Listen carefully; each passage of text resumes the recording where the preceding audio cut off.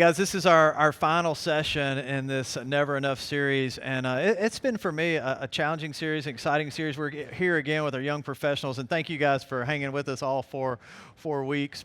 You know, as I think about this, one of the things I think this Never Enough series can do for us is I think it can really be provide a real shortcut in some ways in life. It's kind of like a life hack in some way, because it'll show us 4 areas that you're not going to find contentment in if you give yourself to those. And if you understand this, you're way ahead of the game. You know, we saw in week 1 that contentment's ultimately not in possessions, and we saw that. And week 2, we saw that contentment is just ultimately not in just praise. No matter how much we get, we still want more. And we saw last week that contentment and satisfaction is just ultimately not in pleasure. No matter how much we get, we still want more. And tonight we're gonna talk about power, or I might use another word. Certainly over the weekend I use another word, control. The story we're going to look at tonight is it's a hard story for me because, you know, sometimes when we study the Bible, I don't know if you guys are like me, and in your small group maybe you do this. Sometimes you read a story in the Bible and you think, man, I know somebody who really needs to hear that. Have you ever done that? Like, that could really benefit from this story. I read this story in 2 Samuel chapter 15, and man, I just see me. Because in my weaker moments, I'm a person who struggles with control. I'm a person who needs to be in control of a lot of things, and if I'm not in control, you know, I really am frustrated, and I don't like it at all. And so in 2 Samuel chapter 15, what we looked at over the weekend is the story of Absalom's Conspiracy. I mean, Absalom is King David's, really it's his favorite son. He's got the look. You know, the scripture says, not me, but the scripture says that there wasn't a blemish on him. I mean, he has this amazing hair, and he just has the look of a leader, and David just knows that Absalom's going to be the guy to take his place, but that's not the way it went down. And really, as you think about David's life, there's just a lot of drama in 1 and 2 Samuel, a ton of drama, and it's really sad. And so we have to go back to last week and connect the dots, because there's just 11 years between what Nick preached on last week and what we're looking at over the weekend and what we're talking about in group even tonight. And so 11 years before, you see Amnon, the half-brother of Absalom, he rapes his sister Tamar. And this throws the family just into chaos. And so Absalom, he's the third son of David, and he's who we're going to look at tonight. Absalom is just waiting for his dad to do something, right? And for 2 years, David doesn't do anything to Amnon, so Absalom takes matters into his own hands because he was a guy who was given to control. Instead of trusting God, he controls the situation, and he has his brother killed. Right? He goes into hiding. He finally comes back to Jerusalem, but not fully back, and his father never really forgives him. And so he has a plan that he's going to take over the kingdom, that he's going to run his dad out of town, and he's going to be the king in Israel. And for 4 years, he wins the hearts of people. He's like this amazing politician that, as we read the story, he's standing at the city gates, and everybody's coming there with a problem, and Absalom is kind of belittling his dad because he's not there for the people. And he says, you know what, if I was a king, I could fix your problem. I'd be there for you. I'd listen to you. And he's hugging necks, and he's kissing babies. And people fall. He steals the hearts of people because he's a control freak. He doesn't love them or care for them. He's manipulating them, and he's using them for ultimately what he wants, and that's to be king. So he's controlling the situation. And so when we pick up the story that we're looking at in our group tonight, the plan happens, the coup occurs, and King David is run out of town, and Absalom is now set up as king in Israel. And so one of the things that we learn from this story, and this is really why this story is so hard for me, because I told you just a few moments ago, I see myself in this story. And I think inside group, this is why I love groups so much, and this is why I'm in a group. You know, when we sit in a message, we hear a message, but we don't get a chance to really delve in and talk about its application to us. And I think this is where real life change happens, right? Not just sitting and listening to a message, but really talking about what is God saying, what is He teaching you, and how can we help you with that? You know, here's the problem. First of all, Absalom's control issues were in many ways fueled by his father's passivity, right? We talked about that. You see, David was passive. He doesn't discipline Amnon, which frustrated Absalom. And can we just be honest? Wouldn't that be frustrating? Like if the sister that you loved, your stepbrother rapes her, I mean, you're just crying out for justice, and his dad is passive. And so it just fuels this control. And then after Absalom kills his brother, his father never is able to forgive him, and so he wants his father's forgiveness, but he never gets it. And so this unforgiveness, it just breeds more and more bitterness and more control. So tonight, here's something I think will be so important for you guys in your group and all of you watching for your group. to wrestle with this question: is my personal passivity in some area of my life fueling somebody else's control issue? I mean, that's a really big deal, because you see, we have a hard time seeing our problems, us having anything to do with them. We're just so easy to blame someone else. And man, if I'm honest, in my marriage, this was such a mistake for me in the early years. And I wish I could say I'm completely over it. But you know what? I wanted to control my wife in a sense. I thought, you know what, she's a pastor's wife. I'd love for her to be, speaking and on stage and up in front and everybody to know my wife. And my wife, if you know her, that is not her at all. Like, she loves babies. She is just very meek and very mild. And the last place she ever wants to be is up there, right? And so finally, I just finally had to stop and say, you know what? I'm trying to control her and it's not working.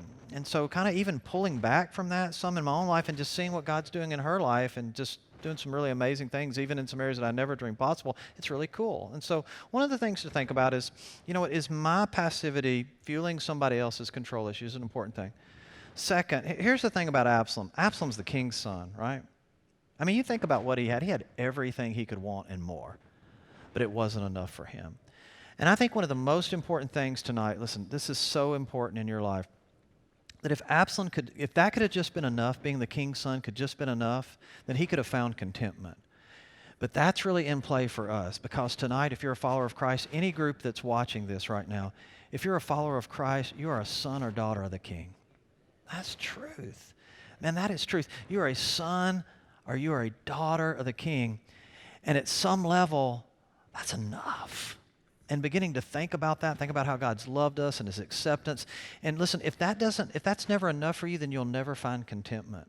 And so I think there's some great ramifications for that. How can we talk about that even inside group? What does that really mean to be a son or daughter of the king? What do we have access to? Why do we go chasing all these other things when we have all this right here? I think it's a really important thing to talk about.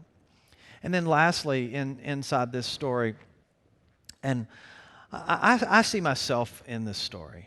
I do, in many ways. I'm like David. I've been passive and fueled others' control issues. I'm like Absalom. I wasn't willing to wait on God and trust God, so I've taken so many things in my life into my own hands, right? So I see myself in both of these characters. But then the story closes in a really cool way. Here's David, and he's leaving the city of Jerusalem. Can you imagine when your son's coming in to take over the kingdom, how devastating that would be? I mean, it's one thing if you're a king and your arch enemy comes in to run you out of town. I mean, that's tough. But the son that you love, how devastating is that? And so he's leaving and he's weeping. And as he gets outside of the city, he stops and he worships.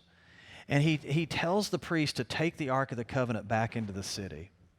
And really, what I want you to see is that's a big thing in this story. That's David saying, I'm done manipulating. I'm not going to use God, because the ark, it belonged in Jerusalem, in the city of God.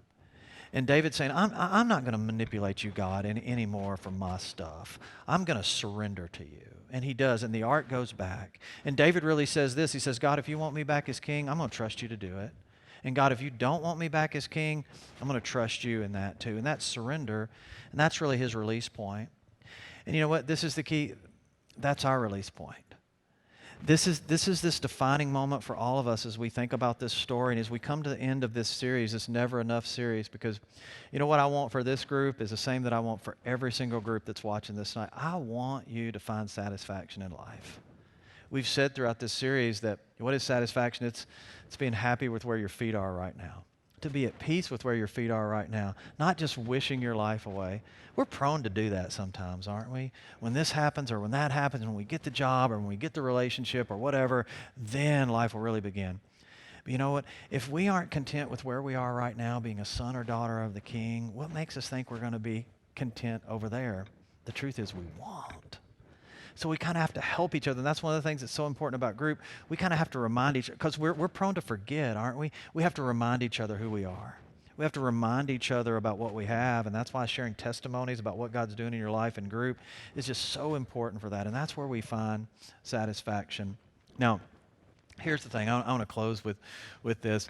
As you think about 2 Samuel, there's a couple of little stories that are in 2 Samuel that seem to like not belong. You're like, man, you're reading along and the narrative's flowing and you're like, where in the world did that come from? There's this story in 2 Samuel 12. Nathan the prophet, he comes up to David and he tells him a story. It's like, here's this old guy telling a story, and you're like, man, I don't know where you're going with that. He says, David, there's two guys living in a town. One was really wealthy and one was like really poor. And one had a ton of livestock, and the poor guy had one little ewe lamb, and he loved that little lamb. And this is Nathan telling the story. He said, and everywhere he went, he took that little lamb. The lamb ate with him, and the lamb slept in his arms, David. And he said there was a traveler who came to that town, and the wealthy man, because the traveler was there and needed a meal, the wealthy man went to the poor man, and he took that little ewe lamb, and he slaughtered it, and he fed that man that lamb. And David goes ballistic. He just goes completely nuts, and he says, who is this guy? I'll go kill him right now. And Nathan says, it's you. It spun him out. He says, you know what, when you took Uriah's wife to be yours, Bathsheba, I mean, you had all of this stuff, and you weren't satisfied with that, and you took that, and then you had him killed. You're the guy. And it's like the lights turn on for David, and he's like, I see it. You see, we're blind. We have so many blind spots in our life. But sometimes we read Scripture and we read a story, and that's what Absalom's story is for me. Like, I read it, and I'm like, I see it. Like, I'm so given to control in every area of my life, and this strong grip of control is like squeezing a sponge and just trying to get a drop of moisture out, and it doesn't happen. But when I surrender to God's will and God's ways, man, it's like we talked about it this week. It's like falling back into an ocean of God's grace. That's your release point. That's the key to contentment, is surrender to God's will and God's way for your life. That's where it's at. It's also the toughest thing you'll ever do. It's the most satisfying thing you'll ever do. And I think inside group, we help each other, we encourage each other, we celebrate surrender stories and the satisfaction that comes with it. Because here's the truth. Whether it's possessions, whether it's praise, whether it's pleasure, or whether it's power, here's one thing that's true about all those things. It's never enough. But He is. And I hope and pray that you guys would find that, and we find our release point and surrender, and we receive God's satisfaction. God bless you guys. We're excited you've stayed with us these 5 weeks of this Never Enough series, and I hope it's been an exciting thing for you. I hope you'll stay with us as we study through Romans coming up in just a couple weeks, because I believe God's going to do some neat things as well. Thank you guys so much for giving me some time each and every Thursday night. I certainly appreciate that. God bless you.